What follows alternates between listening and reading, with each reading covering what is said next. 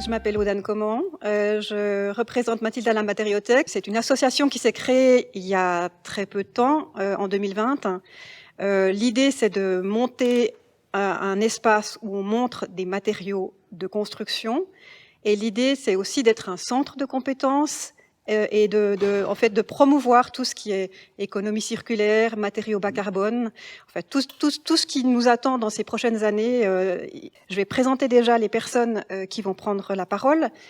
Camille Ortlib, elle est ingénieure en environnement EPF. Elle occupe actuellement le poste de responsable construction durable à l'État de Vaud, à la Direction générale des immeubles et du patrimoine. Alexandre Blanc, il est architecte EPF. Il est fondateur avec Marco Bakker du bureau Bakker et Blanc, architecte associé, il y a plus de 30 ans maintenant. Vous avez été président de la section romande de la FAS durant 3 ans et êtes depuis 2013 professeur associé à l'EPFL, directeur du laboratoire MANSLab.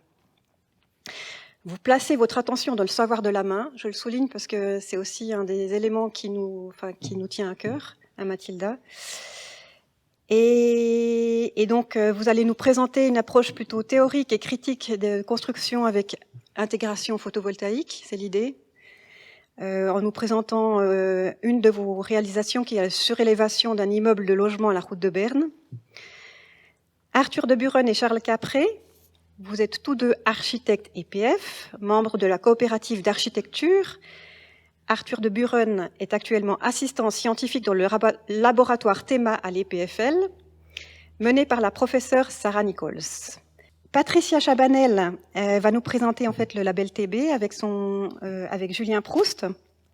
Patricia Chabanel, vous avez été enseignante des branches professionnelles à l'État de Vaud et vous êtes actuellement directrice de formation et encadrez les nouveaux cours de monteur solaire photovoltaïque donnés par TBS. Et Julien Proust, vous êtes monteur électricien, voilà. Vous avez un brevet fédéral comme chef de projet en montage solaire et est actuellement instructeur. Et vous allez nous parler du label TB. Voilà, donc du coup, je laisse la parole à Camille. Donc merci Aude pour cette présentation. Donc je représente aujourd'hui effectivement la DGIP, le département de l'économie, l'innovation, l'emploi et le patrimoine. La DGIP gère le parc immobilier de l'État.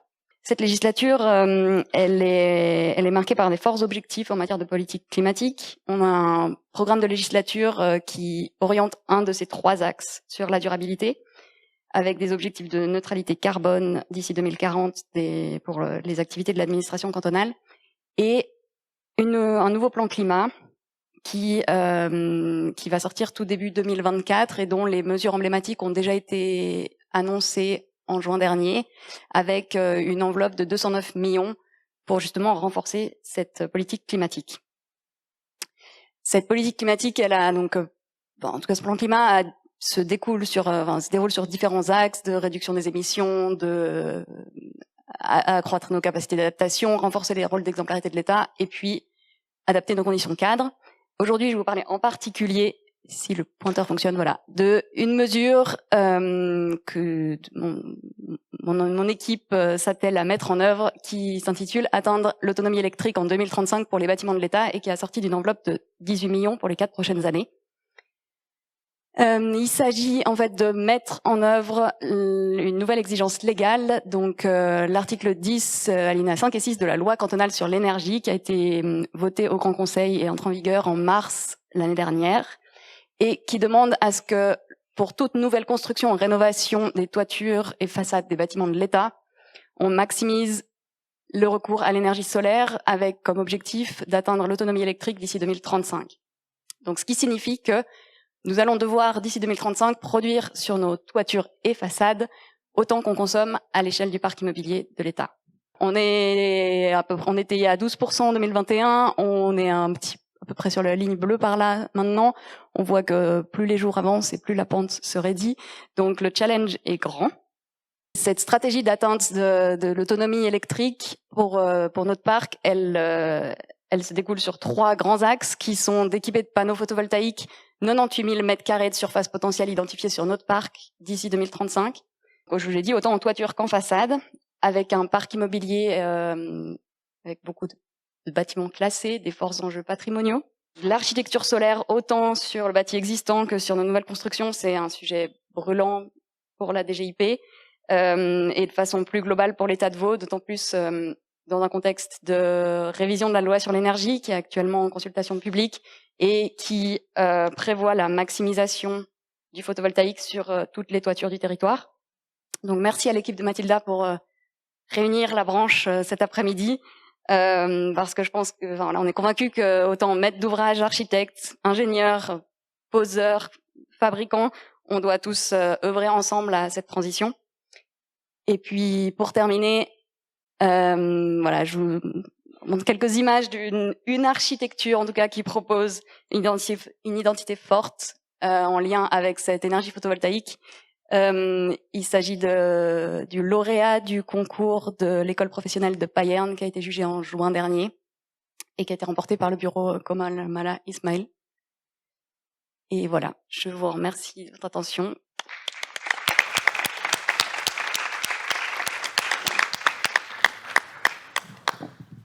On enchaîne avec la présentation d'Alexandre Blanc. Oui, merci beaucoup. Bonjour à toutes et tous. Moi, je viens ici parce que j'ai une pratique et puis en même temps, il y a l'enseignement, donc je peux un peu osciller entre ces deux mondes.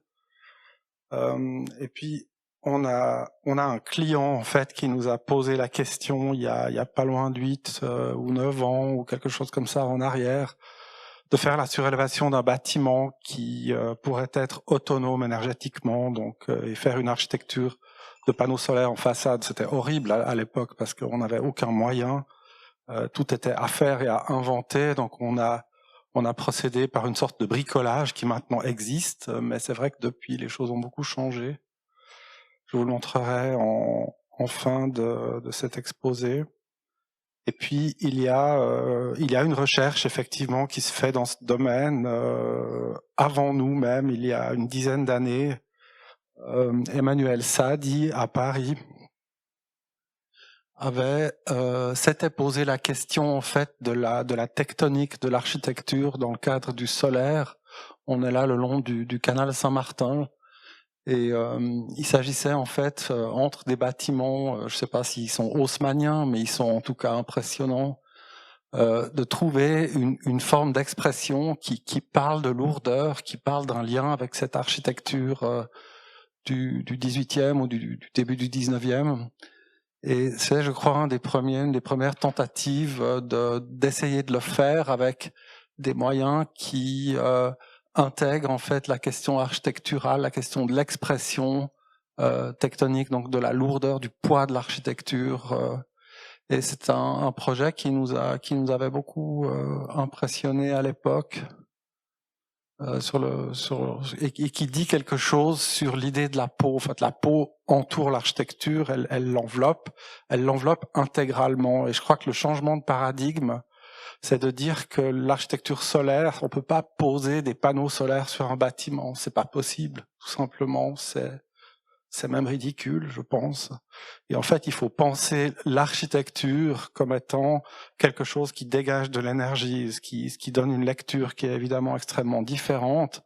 On parle donc d'une sorte de wrapping comme ça, toiture, façade, et même au nord, surtout au nord, parce que on nous a souvent dit qu'on peut pas produire de l'architecture, on peut pas produire des énergies avec des façades nord. Ben bien au contraire, il faut absolument le faire.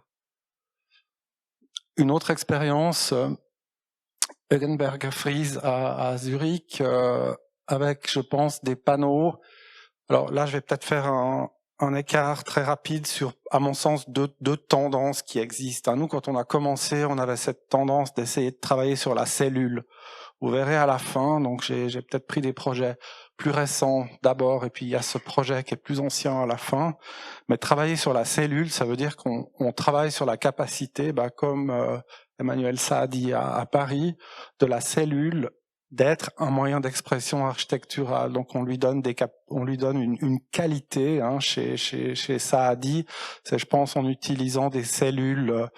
Alors les techniciens qui sont là vont me dire c'est soit des polycristallines, soit des monocristallines, je sais plus laquelle c'est. Je pense que les monocristallines ou les cristaux sont plutôt expressif, hein, donne une sorte de texture comme ça à la matière. Et puis c'était possible aussi de travailler avec la couleur, donc de teinter ces éléments. Et puis après, tout ça, il faut monter ça dans une façade. On peut pas plaquer des panneaux solaires sur une façade. Ça ne marche pas, tout simplement. Ça n'est pas tectonique, ça n'est pas adapté. Et puis, il faut toujours trouver des rapports entre la fenestration, le montage, la tectonique. Et puis, on a souvent eu des exemples qui étaient assez intéressants. Par exemple, en montant des panneaux dans des façades poteaux-traverses, tel que je vous le montrerai après. Le deuxième axe de recherche, c'est évidemment l'axe de recherche qui est propre à la structure du panneau lui-même. Hein. Donc, il y a eu beaucoup de recherches ces derniers temps autour de la qualité du verre, disons, de cette peau. Et pas mal d'architectes, collègues à nous, ont commencé sous forme de prototypage, à couler en fait des panneaux de verre avec des structures et coller en fait les cellules solaires à l'arrière. C'est donc un peu deux tendances. Hein. Ça, c'est la tendance du verre coulé. Je crois que c'est un produit qui existe maintenant chez Airtex, si je me souviens bien. On a donc là une matière qui donne une expression d'une certaine lourdeur. Hein. Le verre, à travers la cannelure, parle de masse, parle de la capacité de produire en fait une sorte de tuilage. On est peut-être aussi pas si loin des panneaux vernissés ou des carrelages de l'architecture de Milan des années 60, mais qui est une possibilité d'expression architecturale. Alors après, on a ça comme élément, et puis il faut les monter dans des façades en essayant de maîtriser le rapport entre le panneau et la fenêtre, le jointoyage. Donc voilà, c'est une sorte de logique là qui dit qu'on empile des couches, on fabrique des briques solaires en quelque sorte. Hein. On voit très bien que là on parle d'une architecture de briques tout à coup qui en briques. Bon, okay, on est dans le milieu urbain, la brique parle de la possibilité d'une urbanité, et là on commence à se sentir mieux, quoi. Hein. C'est tout de suite moins difficile. Dominique Salaté, je crois que c'est le même produit. Je crois que c'est aussi le Airtex. C'était un assainissement d'un immeuble qui s'est fait en 2 étapes. De nouveau aussi l'idée de calculer ou ressentir en fait le poids des choses. Je crois que les volets en bois ont une importance vraiment très forte, hein, dans cette idée de composer entre des panneaux de verre structurés. Je crois que c'est le panneau Airtex aussi. Et puis, il y a là une recherche à travers l'angulation du panneau, de dire que on sent que c'est un tout petit peu plus solaire qu'un panneau droit. Hein. C'est par un léger décrochement, quelques degrés, on se dit tiens, on chope un tout petit peu mieux la trajectoire solaire sans forcément faire des tuiles à 45 degrés, mais tout de même, on sent qu'il se passe quelque chose. Et puis la qualité du produit est telle, quand on se rapproche du bâtiment, qu'on a une sympathie, qu'on a tout à coup une sorte d'adhérence, même empathique, avec l'architecture produite. Et puis alors ça, c'est la totale, quoi. Jessen Vollenweider à Bâle, je sais pas si vous le connaissez, mais c'est complètement dingue. Et là, c'est aussi la tentative de faire un verre coulé qui, lui, en fait, parle d'une texture comme une peau, en quelque sorte. C'est absolument magnifique. Et je crois que le succès, c'est également le traitement du joint. Donc, ces panneaux sont soigneusement montés dans des cadres, et les fenêtres cohabite bien sûr avec des verres affleurés. On se croirait chez Roger Diener, là, au niveau de la coupe et du travail de l'expression architecturale, avec ce léger déhanchement qui dit que l'architecture solaire est une peau architectonique, donc et urbaine, qui a la capacité d'une expression complète du bâtiment dans son contexte. Les recherches avec l'accessoire nécessaire, qui est la lunette de soleil, évidemment. Je crois que c'était un travail qui a demandé des moyens considérables, mais le résultat vaut même le déplacement. Il faut aller voir ce bâtiment, qui d'ailleurs est en bois. Hein. Donc c'est une construction, exemplaire à tout niveau, et c'est des éléments préfabriqués en fait en bois qui sont revêtus avec ces panneaux. On voit que la trame en fait de la ligne et du verre cohabite entre les connexions entre cellules, et ça donne une sorte de trame qui a une vivacité d'expression qui est vraiment forte. Et puis on voit bien l'intégration de la fenêtre comme étant une partie qui rentre dans la logique en fait de la peau. Hein. Puis rapidement pour le dernier exemple, donc nous on a toujours bien aimé Nikola Tesla et ses expériences. Il a failli y passer, je crois, un nombre incalculable de fois. Hein. Et on voit là à droite, il tient une conduite électrique avec la main. Nikola Tesla, donc c'est cette idée qu'on cherche toujours, nous, quand on travaille, et là c'est dans le cadre de la route de Berne, donc à Lausanne, ce bâtiment qui existe depuis, je pense, 4 ans, quelque chose comme ça. Une sorte de référencement de l'idée de projet à quelque chose auquel on peut adhérer. Donc il y a de la neige sur le mont Fuji, mais il y en a tout le tour. Donc c'était très important pour nous d'arriver à ce qu'on puisse le faire aussi. Ça, c'est une autre référence d'un projet qu'on avait fait à Fribourg qui parle aussi de cette lumière sur la tête, disons d'être urbain en termes d'une certaine présence, comme un phare, hein, une sorte de référence. Et puis ça, c'est l'image qu'on avait produite à l'époque pour essayer de convaincre le maître d'ouvrage de travailler avec cette cloche finalement de panneaux solaires sur un bâtiment existant qu'on voit là ici, tout près de la place de la Sala. Vous l'avez certainement vu avant qu'il soit rénové, donc il était à peu près comme ça. Et puis on nous a dit on aimerait bien avoir une architecture qui est à énergie positive, donc c'est un peu compliqué avec ce bâtiment en préfabrication industrielle de la fin des années 70 ou début des années 70, je sais plus. Il reste que en combinant des panneaux solaires en toiture et des panneaux solaires en façade, on a pu le faire. Donc toute la cloche est construite en architecture de bois préfabriquée avec une façade donc qui produit de l'électricité. Il y a une extrêmement forte épaisseur des isolants. Il y a quasiment, je crois, 40 cm pour arriver à ce que le bâtiment lui-même dégage de l'énergie. Et puis en fait, le consommateur, c'est l'ancien bâtiment qui est dessous, en quelque sorte. Donc il y a comme une sorte de parenté. On est un peu copain, là, un produit et l'autre consomme. Et puis dans la partie existante, on s'est contenté de faire une enveloppe en crépi périphérique relativement bon marché pour juste améliorer la déperdition. On voit ici l'intervention sur 2 niveaux. Le premier niveau étant d'aplomb avec la façade en béton. Le deuxième niveau étant en retrait, ça c'est la ville de Lausanne, hein, avec les façades épaisses. Et puis là, la recherche de cette expression où on a un tirage vertical autant sur la façade du bas que sur la façade du haut, on comprend bien le lien avec le projet de Saadi à Paris.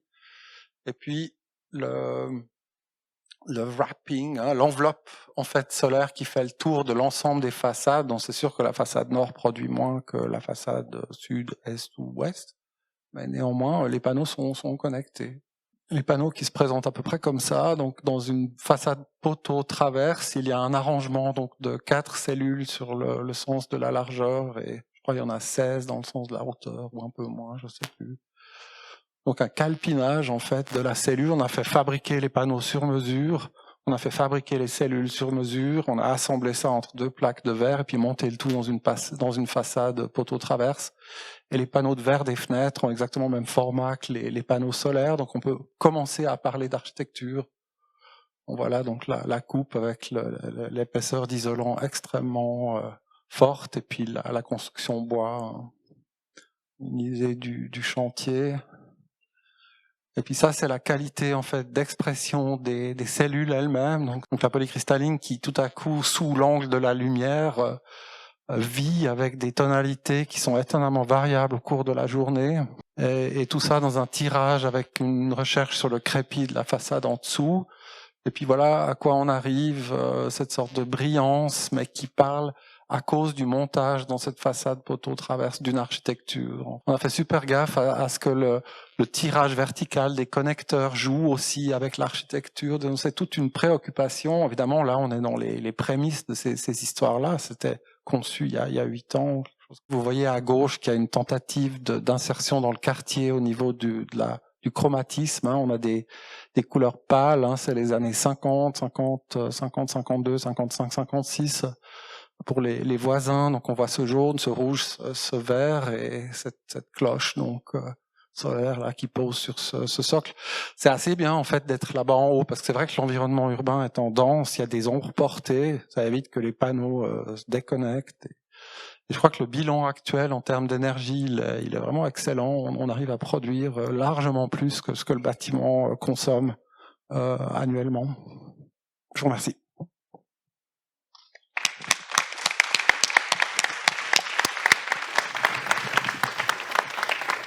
Je cède la parole maintenant à Charles Capré et Arthur de Buren, qui vont nous présenter une transformation d'une ferme. Nous, on vient d'une génération autre que celle de Marco et Alexandre. On a terminé nos études en 2017 et on a grandi quand même avec une éco-anxiété ambiante, et ça, c'est ce qui a posé la base au fait de notre travail. Et c'était évident dès le début qu'on allait s'adresser aux questions de durabilité et de vivre dans un environnement qui est en train de se détruire, ou qu'on est en train de détruire nous. On fait aussi une recherche sur comment on s'organise dans un bureau, et du coup on est organisé en coopérative où on a chacune une grande autonomie dans nos projets, et Charles et moi, au sein de cette coopérative, on collabore étroitement sur quasi tous les projets qu'on a fait jusqu'à maintenant.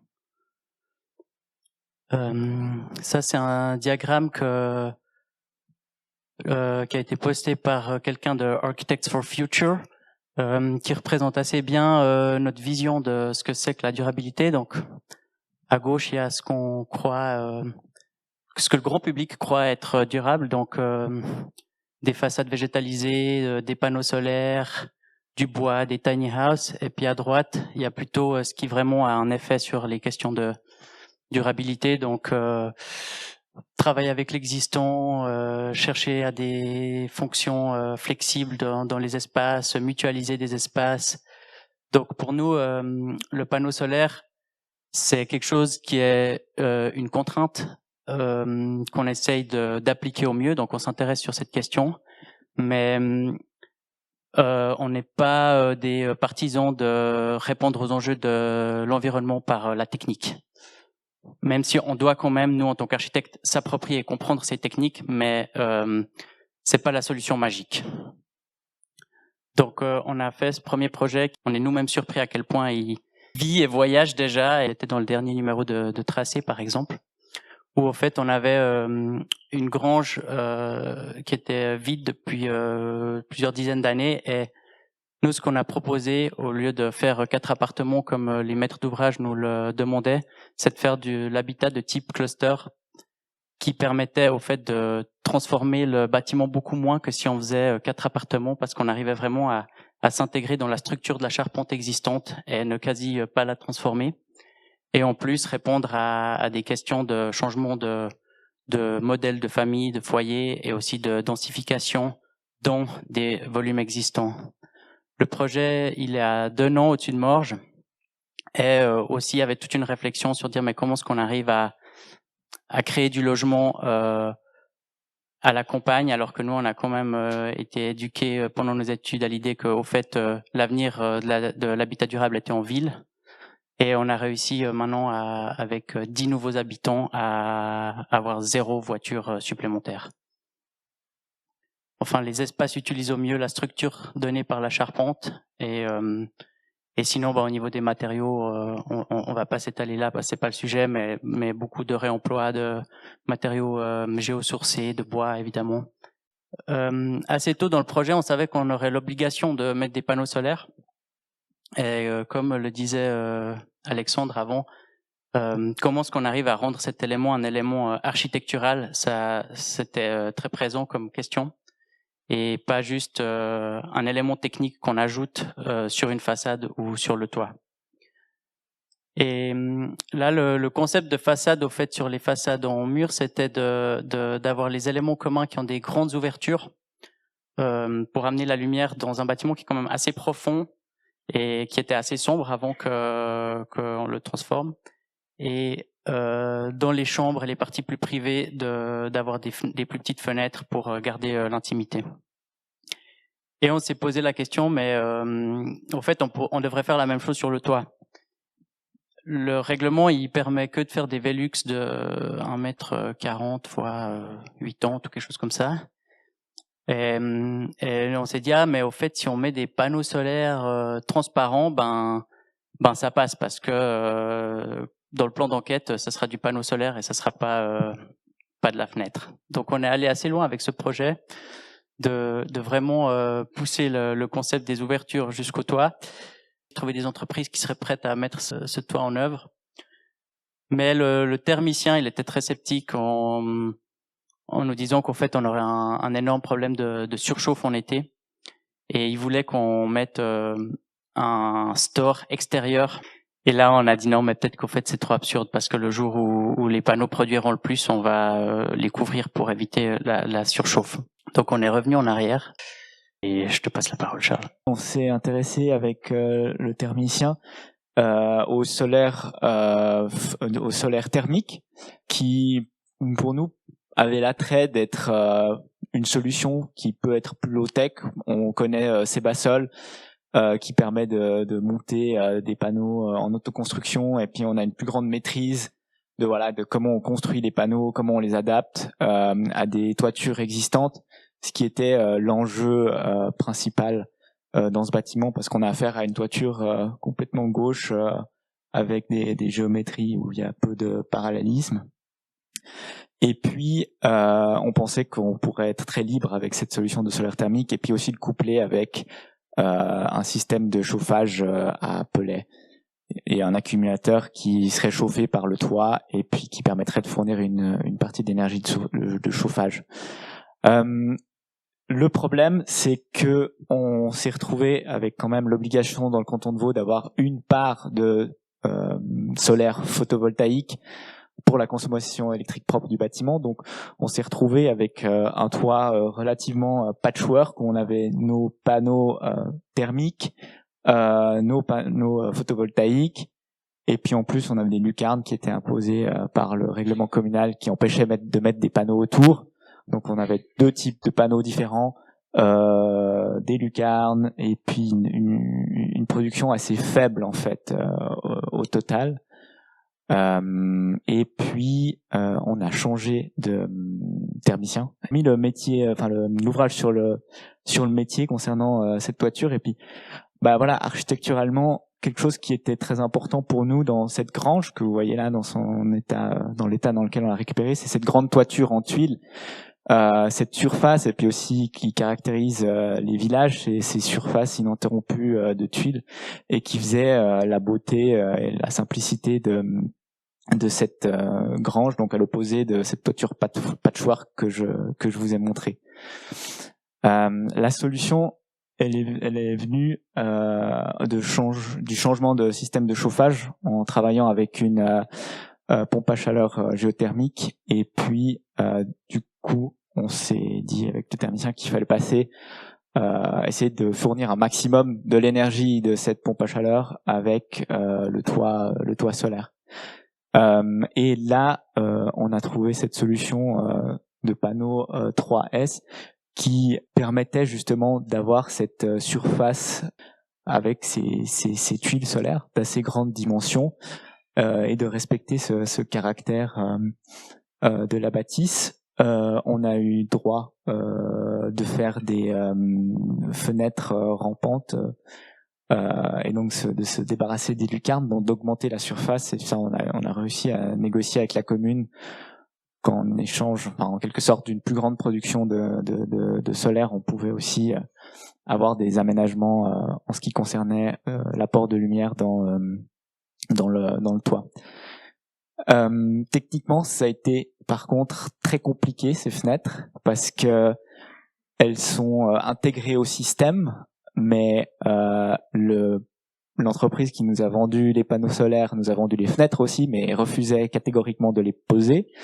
Donc elle a dû les faire poser c'est le charpentier qui devait les poser, mais il n'avait pas les bonnes instructions, donc il a dû s'y reprendre à plusieurs fois. Et puis c'est là qu'on voit qu'on a affaire encore à un système ce qui est très Apple dans sa manière d'être construit. Donc c'est vraiment modulaire, c'est très propre, c'est très lisse, c'est très beau, mais confronté à une ancienne grange, ça commence à poser des problèmes. Et quand on parle de l'intégration aussi des autres éléments architecturaux, notamment des fenêtres, on a commencé à avoir des difficultés et le processus n'était pas du tout fluide. Je pense que ça rajoute un intervenant dans le chantier qui doit se coordonner avec le ferblantier couvreur, le charpentier, l'électricien.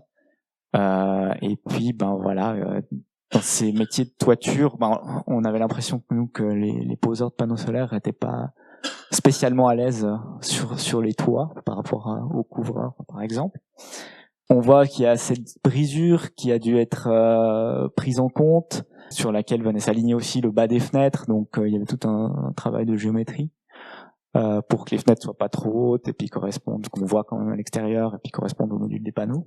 On a cette surface lisse, mais on voit aussi que aux angles, il y a des panneaux factices qui n'ont pas la même couleur que les panneaux photovoltaïques. Tout ce travail d'angle qui a été très compliqué. Typiquement, l'entreprise qui posait les panneaux solaires était incapable de prendre les mesures pour poser ses propres panneaux. C'est le charpentier qui a dû le faire à sa place. Enfin, je vous laisse imaginer son mécontentement au charpentier quand il devait faire les mesures, préparer les mesures pour le poseur de sa panneau solaire. Mais en définitive, on est quand même content de ce produit, mais il y a tout un enjeu quand on parle d'adapter les bâtiments existants au solaire, tout un enjeu technique qui est difficile à relever. Alors j'espère que on pourra en apprendre un peu plus avec les entreprises qui sont ici. Ouais, donc pour finir, donc on a fait ce premier projet. On est de l'avis que c'était la moins pire des solutions que on avait trouvées et étudiées, mais on n'est pas non plus super convaincu du résultat, surtout au niveau de l'esthétique. Mais c'était une grange, disons un peu de seconde catégorie dans le bas du village, qui avait pas une grande attention dessus. Et maintenant on travaille sur la ferme du château, qui est une grange beaucoup plus grande, avec un toit encore beaucoup plus grand, et qui était un peu vraiment la grange bourgeoise du village, et qui est classée note 2. Et là, en fait, on sait pas qu'est-ce qu'on veut faire pour le toit, parce que on veut pas faire la même chose. On veut faire mieux, mais on est un peu, et là, c'est un appel du coup à toutes les entreprises qui travaillent dans ce domaine-là de collaborer, de nous aider à trouver des bonnes solutions, parce que on va pas refaire la même chose non plus. Merci.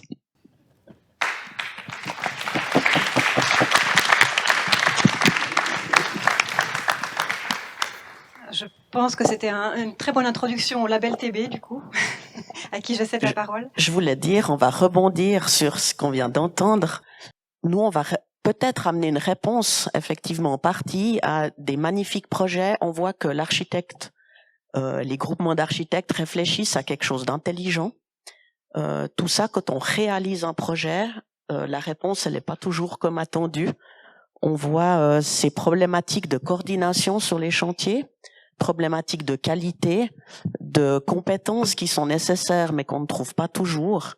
Alors notre partie label TB et TB comme technique du bâtiment, c'est la réponse un peu qu'on veut donner, c'est pouvoir réaliser. On parle de partenaires, c'est d'ailleurs pour ça qu'on est deux à présenter, à se partager l'explication. Des partenaires qui sont fiables et qui ont décidé de travailler ensemble pour justement la transition énergétique, et puis que sur chantier, chacun fasse sa petite partie, puis que le raccord au milieu nous donne plutôt des problématiques. Alors tous ceux qui sont dans la direction de travaux, l'architecture, je pense que ça vous parle. Juste pour vous donner le cadre, Label TB est né de l'association de l'union de deux associations, AVCV. Alors AVCV, c'est l'association des chauffagistes, ventilation, représentée donc pour la partie du canton de Vaud. EIT, c'est l'association des électriciens, installateurs électriciens. Ils sont tous impliqués dans les techniques maintenant de production de chaleur, des techniques de fonctionnement dans le bâtiment. Et l'idée, c'était plutôt que chacun se développe pour essayer d'apporter une réponse à la transition énergétique. TB est né de là, c'est d'associer et de chapeauter ces deux associations sur un plan patronal, mais également sur le plan de la formation et notamment plus particulièrement la formation continue. Pour vous situer, parce que les associations patronales et de formation, c'est un petit peu compliqué dans le système suisse.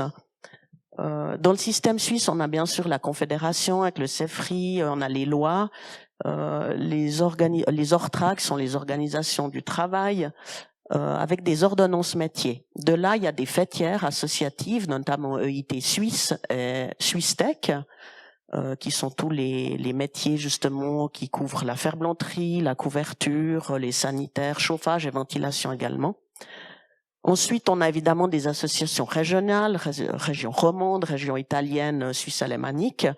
Nous, on se situe justement aux associations cantonales avec des conventions collectives, donc la partie patronale, mais également l'encadrement de toute la formation duale cours interentreprise pour les apprentissages, et puis la formation continue. Alors AVCV se situe à ce niveau-là. EIT Vaud également, et puis Label TB, le but du label est de Technique de bâtiment, qui est une société, c'est justement d'encadrer le développement de tous ces métiers, et puis qu'on ait suffisamment de formation continue pour répondre à, par exemple, un électricien qui doit aller installer un panneau solaire, répondre aussi à un chauffagiste qui doit le faire, mais pas seulement. Nous, notre but, c'est de faire de la formation continue pour un ferblantier qui voudrait avoir quelque chose de plus dans le domaine de l'installation de panneaux photovoltaïques, par exemple. Alors voilà pour le cadre. Le but de tout ça, une des premières raisons qui a initié ça, c'est cette synergie entre nos métiers et puis garantir de la qualité. C'est pour que ça n'arrive pas, justement, on n'arrive plus. Et là, je vais passer la parole à mon collègue qui va vous dire de façon plus concrète qu'est-ce qu'on met en place pour que ça n'arrive plus. Donc voilà, là vous voyez différentes installations qui vous donnent déjà le cadre de ce qu'il faut pas faire ou des petites erreurs. C'est toutes des installations en Suisse et justement pour qu'on puisse faire cette transition et arriver à quelque chose de qualité, nous on a décidé de mettre en place une formation solaire et de conseiller pour garantir des bonnes installations et tout ce qui peut entraîner une production d'énergie renouvelable. Donc voilà ce qu'on peut offrir aux entreprises, aux ferblantiers, aux électriciens, et de fournir un ensemble de prestations et de qualité de formation pour que on n'arrive pas à des chantiers qui soient chaotiques où on soit obligé de se coordonner, répéter, des choses comme ça en fait. Donc en premier, on est là pour développer et faire que toutes ces installations qui se retrouvent avec différents corps de métier, où on a des ferblantiers qui se lancent dans le solaire, des électriciens, donc des chauffagistes aussi. Et le but du jeu, c'est d'arriver tous au même point et puis de construire quelque chose qui soit facile pour tout le monde à comprendre et puis qui serve à quelque chose en fait. Pour faire ça, comme vous a dit Patricia, donc nous on vient d'une association patronale qui forme des apprentis et on a plusieurs sites. On est à côté on est à Tolochna, à côté de la Fédération des entrepreneurs vaudois. Et dans ces bâtiments, on a des endroits où on peut pratiquer et aller sur des maquettes, et ça permet aussi bien à ceux qui veulent installer des panneaux solaires qui ne connaissent pas forcément comment on le fait, de pouvoir le faire en toute sécurité. Et pour ça, on a aussi un autre lieu qui se trouve sur Villeneuve, ce qui permet de pouvoir répondre à toutes ces choses et d'avoir de la place, parce que Tolochna c'est pas facile, bien qu'on ait une future halle qui va être aménagée et qui va pouvoir permettre ces synergies avec les différents corps de métier du chauffage, de l'électricité, dans un lieu commun, aussi bien pour les apprentis et pour la formation initiale, et aussi bien pour tout ce qui est formation continue ou entreprises qui sont déjà dans la transition énergétique et l'installation de panneaux solaires. Pour cela, on s'est entouré, je suis pas tout seul, on est plusieurs formateurs et on vient tous d'endroits différents, on vient tous soit des métiers donc de l'installation, soit des métiers de l'ingénierie, et on a tous un bagage dans le photovoltaïque, dans l'installation, dans la vente, la certification, tout ce qui aussi entoure l'après mise en service des installations solaires, et ça nous permet de pouvoir fournir des réponses à toutes les questions qu'on peut nous poser lors de ces formations, et c'est, je pense, une de nos forces, et c'est pour ça que tous ceux que j'invite à venir faire ces formations, ça leur permettra de voir le contexte et toutes les possibilités qui sont offertes par l'installation de panneaux solaires. Donc ça, c'est les cours qu'on donne actuellement sur Villeneuve, où on a plusieurs types de matériel, plusieurs types de poses. On fait aussi bien de l'intégré, du 3S, des installations comme le gasseur céramique ou des choses comme ça. Donc principalement pour réellement donner de la main d'œuvre actuellement qui est pour toutes les rénovations, les constructions, la main d'œuvre, et aussi réellement des références et de savoir les bases et les bonnes pratiques pour l'installation de panneaux solaires, que ce soit sur les toitures et aussi, on l'espère, dans le futur sur les façades. Ça, c'est encore des choses, on voit que ça arrive de plus en plus. Maintenant, je vous entends tous, où vous êtes en train de dire que les façades, c'est nécessaire. Alors, je suis tout à fait d'accord avec vous. Et c'est pour ça que nous, c'est ce qu'on souhaite aussi, mais d'avoir des bonnes pratiques. Et bien sûr, on souhaite développer aussi plein d'autres compétences qui arrivent aussi pour les chefs d'équipe, pour le raccordement, donc tout ce qui est au niveau du normatif, législatif, de fournir des compétences pour le dimensionnement et toutes ces choses qui sont, je dirais, nécessaires pour que ça puisse rentrer dans la synergie, dans la construction du bâtiment, en fait.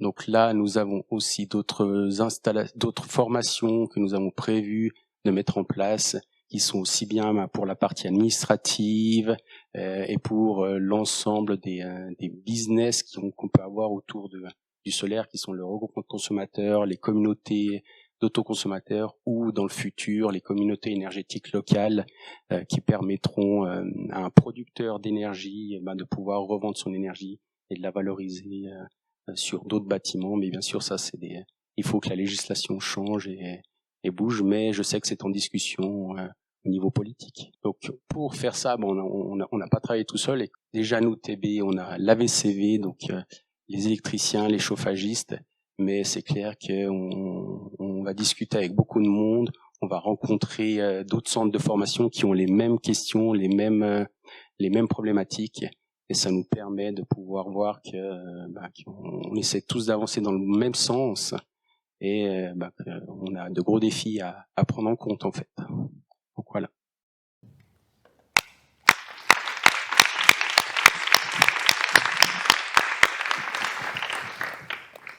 On a eu un joli panorama entre des beaux exemples d'architecture, parce qu'on peut faire de la bonne architecture avec des panneaux photovoltaïques, jusqu'aux problèmes, difficultés et aux solutions. Enfin, on l'espère. On est pas mal dans le timing, donc il est 15h, on a un quart d'heure pour avoir quelques questions de votre part.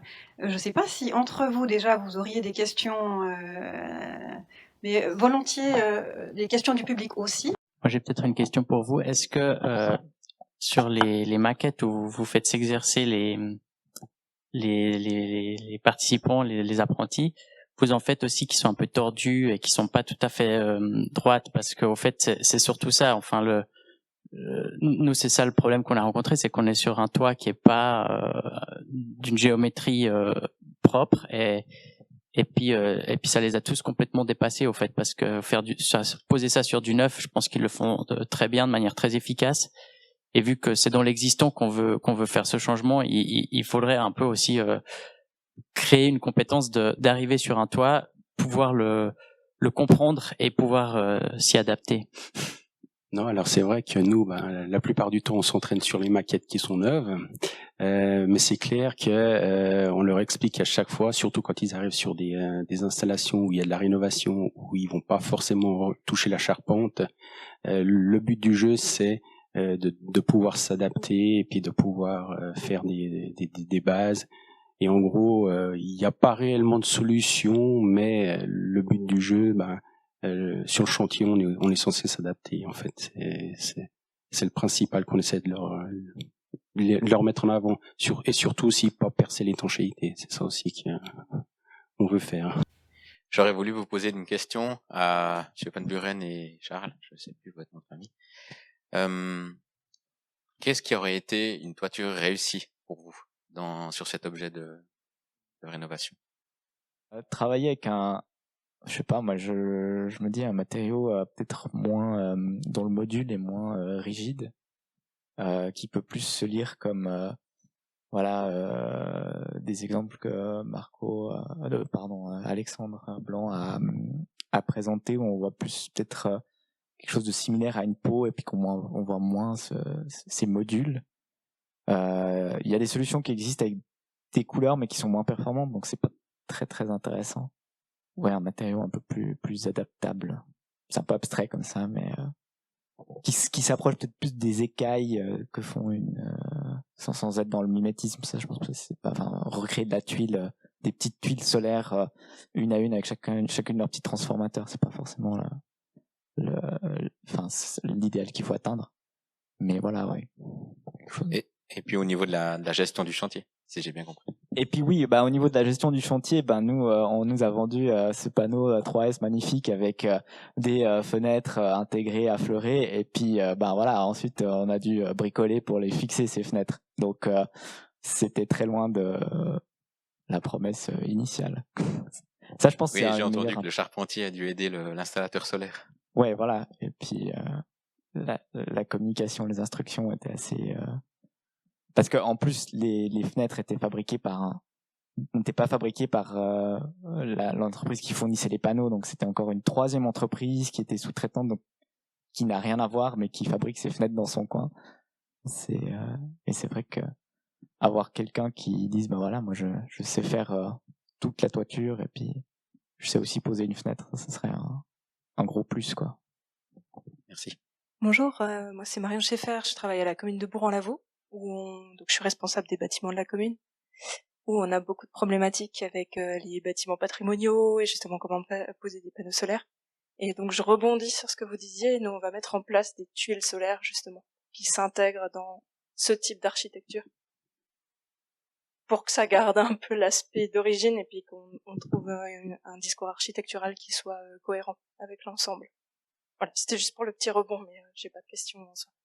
Oui, je voulais réagir et peut-être poser la question au canton, parce qu'il y a deux différents services, et je ne sais pas si dans votre dans votre stratégie de pose de panneaux solaires, vous avez été en lien avec vos collègues des monuments historiques, et puis un peu quelles sont les conclusions, parce que peut-être que mais même pourquoi pas des tuiles, des panneaux solaires sur le château de Chillon.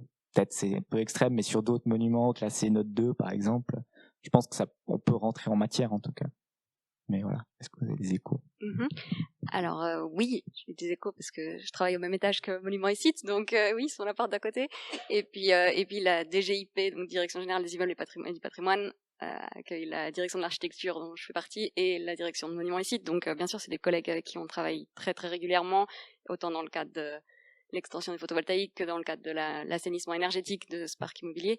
Donc oui, on travaille étroitement avec eux, et c'est clair que aussi et surtout sur des projets de bâtiments classés, notamment note 2, parce que c'est un petit peu, jusque-là on s'attaque pas encore aux notes 1, on va dire. Et oui, la division Monuments et Sites a fait tout un travail avec la commune de Romont notamment, parce que la commune souhaitait justement pouvoir donner des orientations aux propriétaires des bâtiments historiques du centre-ville historique de Romont, et donc à travailler avec Monuments et Sites pour un petit peu orienter ces propriétaires vers des solutions ou vers en tout cas des orientations esthétiques en tout cas pour ces bâtisses classées. Donc oui, je sais qu'il y a un travail qui est aussi, des discussions aussi qui sont en cours avec la commune de Lausanne à ce sujet-là. Donc c'est clair que la division Monuments et Sites est consciente de cet enjeu et veut aussi essayer d'aller de l'avant avec ces exigences de production électrique pour pouvoir justement pas laisser les maîtres d'ouvrage face aux enjeux patrimoniaux et aux exigences énergétiques, mais pouvoir avoir une réponse commune. Donc oui, on travaille là-dessus et on est conscient que c'est pas facile pour les bâtiments de l'État, mais c'est pas facile non plus pour les bâtiments de tout le territoire cantonal. Charles Mung pour Habitat Durable. J'ai juste une question parce que je trouve ça fabuleux, la technologie, les panneaux solaires, je trouve ça intéressant qu'on parle enfin des panneaux solaires thermiques, qu'on parle pas assez souvent, je trouve. Moi, c'est une question pas au niveau des panneaux solaires en tant que tel, c'est que quand on pose des panneaux solaires, on pose une structure. Et là, on parle beaucoup du réchauffement climatique. Ma question, c'est par rapport au surchauffe. Avant de poser les panneaux solaires, est-ce qu'on réfléchit en amont sur des structures adaptées à la surchauffe, surtout dans les bâtiments, pour réduire enfin la consommation d'énergie? Et après, par la suite, on pose le nécessaire technologie panneaux solaires. Si la surchauffe dans le bâtiment ou la surchauffe du matériau de toiture? Du bâtiment, des mesures adéquates pour pallier à ce problème. On est vraiment pas des experts dans ce genre de questions, mais dans notre cas, on a refait toute la toiture qu'on a isolée. Plus à l'intérieur, on a beaucoup de matériaux minéraux. Je pense qu'il y a deux questions. Votre question, nous, l'expérience qu'on a fait en tout cas, c'est que ces façades en verre surchauffe. Vous avez peut-être vu dans l'exemple de la construction de la route de Berne qu'il y a une attique à un moment. Enfin, il y a un rebord.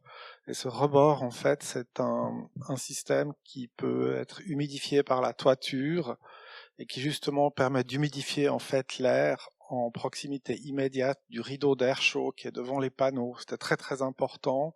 On a dû convaincre d'ailleurs le maître d'ouvrage de ne pas donner accès à ces terrasses. C'était très compliqué. Il trouvait que c'était une ineptie totale. Et là, il y a comme une sorte de jardin en fait, végétal et humide qui fait le tour. Et on a donc un effet adiabatique de saturation de l'air en humidité qui limite en fait l'augmentation de la température et des conditions de température autour du bâtiment. Donc on peut être actif à ce niveau-là, et il y a des pensées, il y a des réflexions. Mais c'est vrai, votre question est ultra importante. Toutes ces technologies chauffent énormément en période estivale. Il y a des dégagements de chaleur qui sont quasi à la limite de l'intolérable. Après, vous parlez aussi peut-être de la surchauffe pour les installations solaires thermiques, c'est-à-dire trop de production de chaleur, ou alors à cause donc des panneaux solaires photovoltaïques qui sont posés donc la plupart du temps peut-être en intégré. Au niveau des installations photovoltaïques, elles produisent de l'énergie, puis cette énergie normalement est autoconsommée par le bâtiment. Et c'est clair que quand on a peut-être trop d'énergie en été, on peut se permettre de faire marcher beaucoup plus la clim si on a une production d'énergie, ce qui n'est pas forcément une bonne solution. Après, je verrai après du côté du solaire thermique, c'est clair qu'on aura trop d'énergie et trop de chaleur en été, mais après on peut la stocker d'un point de vue stockage thermique, c'est peut-être une solution. Je ne sais pas si c'est une réponse qui vous satisfait. Je peux juste ajouter un petit truc quand même que nous on a rencontré avec ces fenêtres donc qui sont intégrées dans la toiture. On peut pas mettre de store extérieur, et ça veut dire qu'on a un verre qui a une valeur G de 0,2 sauf erreur, c'est ça?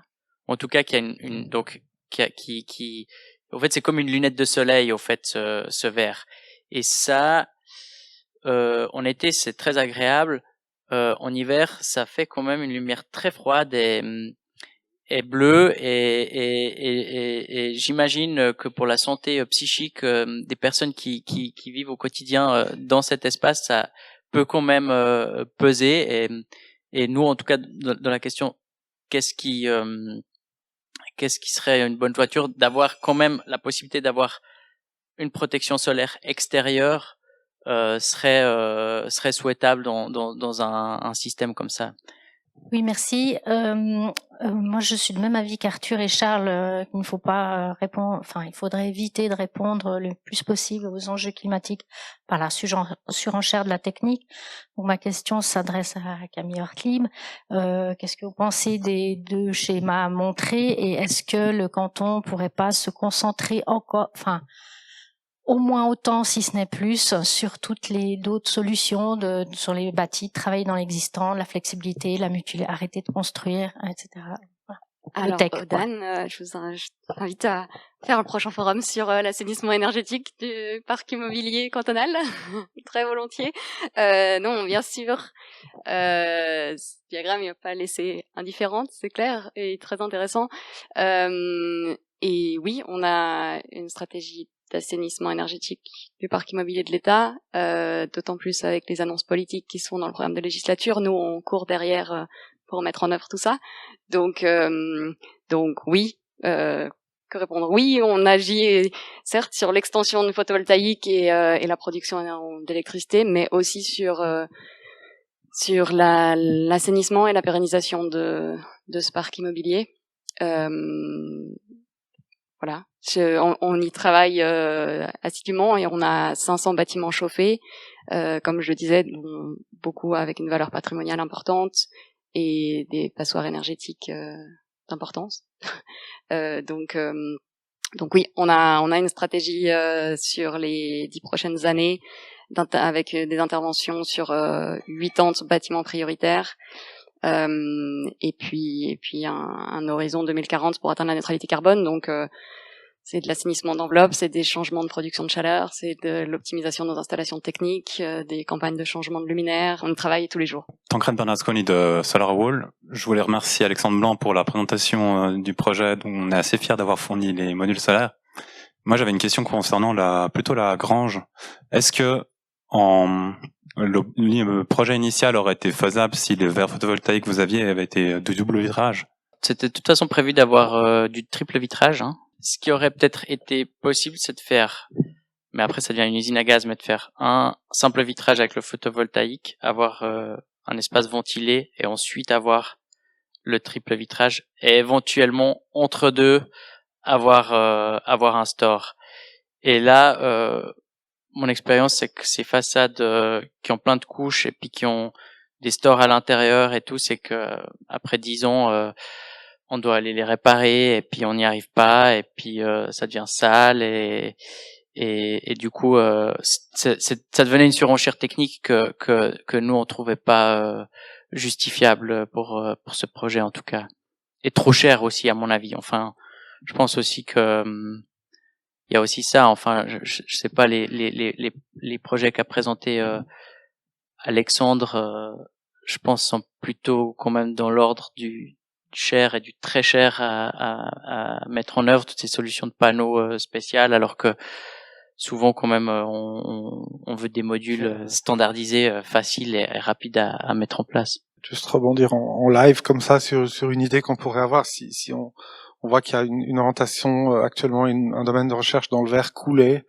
Si j'essaye d'imaginer qu'on coule du verre sur des tuiles, par exemple, on va obtenir donc des modules qui ont la texture, le motif quelque part de la tuile, peut-être dans des formats, je ne sais pas moi, de 80 par 80 centimètres, j'en sais rien, mais le problème de la toiture, je crois que vous avez exécuté, c'est la taille du format, c'est cette perception d'une absence peut-être d'une qualité plus artisanale, irrégulier, quelque chose de un peu plus bancal finalement.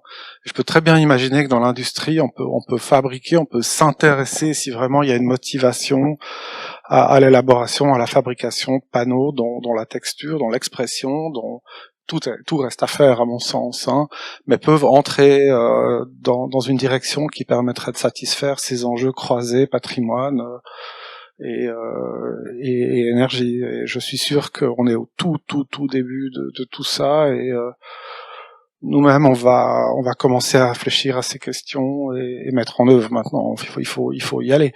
La question du coût évidemment est importante, j'entends bien. Après, la question de la sauvegarde aussi du caractère de ces villages qui sont maintenant complètement massacrés par la présence des panneaux solaires en toiture, c'est un enjeu d'humanité qui est important. Je pense que ce sera le mot de la fin. Je trouve qu'il est très bien. Merci aux intervenants d'être venus.